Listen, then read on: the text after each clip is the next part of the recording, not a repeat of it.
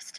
At Christmas, of course, one thing that lots of people try and do is to remember those who are less fortunate than themselves. Some people donate, some people remember to go and spend time with friends and neighbours who might be on their own. Many people volunteer as well. There are special homeless shelters and other help available right across Birmingham and the Black Country at the moment over the festive period. And some people really do go the extra mile. People like Abbas Al-Mamouri, who has joined me in the studio this afternoon. Hi, Abbas. Hello there. Thank you for coming in. Thanks for having me. Just tell everyone what you're going to be doing for the next few days. Sure. So this year, myself and my friend Chris Smeaton, we will be sleeping rough on the streets of Birmingham, each with a daily budget of £1.50. We'll be starting tonight and we will finish on the 28th of December. The reason why we're doing this is to raise money for three charities. One is Al-Mizan Charitable Trust, the other is Crisis, and the third is the MPS Society. You've done this before, haven't you, as well? Yes. So I started this last year, and the idea was for it to be a campaign and not just a standalone fundraising event. So this is the second year in a row. It seems to have got more people talking about it, hence I'm here.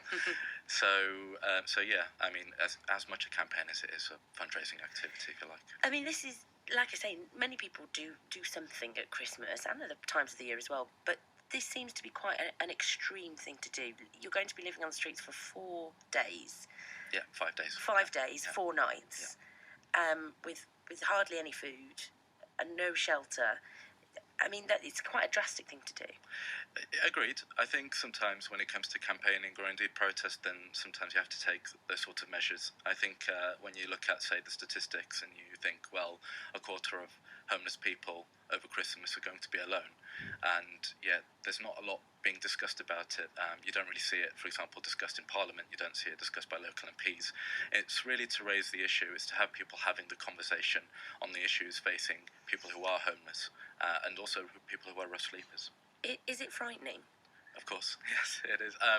Well, I did it last year, and approaching last year's campaign, it didn't feel as, I didn't feel as anxious about it last year as I do now, because now I know what it involves. Saying that, it's good to have people who will be joining me. My friend Chris is going to be joining me throughout the period. A couple of friends have asked if they can join me for 1 or 2 nights as well. So it's actually picked up, and to have that safety in numbers, I guess, it makes you feel better. When you say now know what it involves, what do you mean by that? Well, last year one of the issues was feeling safe to close your eyes. I mean, homeless people face acts of violence. Much of the crimes against homeless people actually do come from the general public.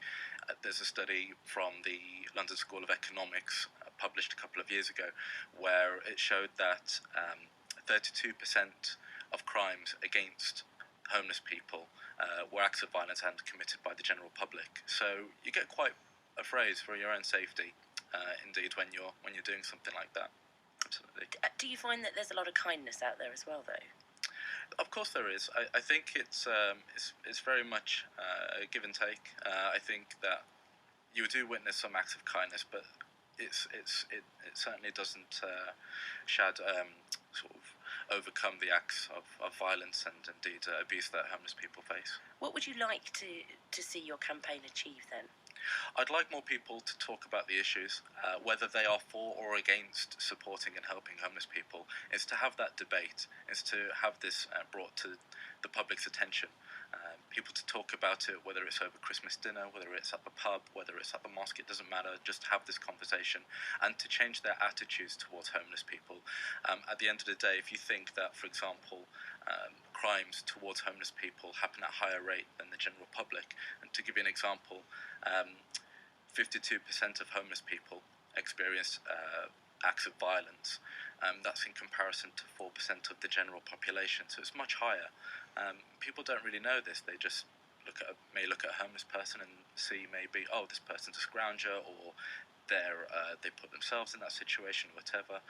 We never really know. I mean, there was actually a good report by the BBC on a Jimmy Thoronka, who was Sierra Leone's top sprinter, who found himself on the streets homeless as well. So it can happen to anybody.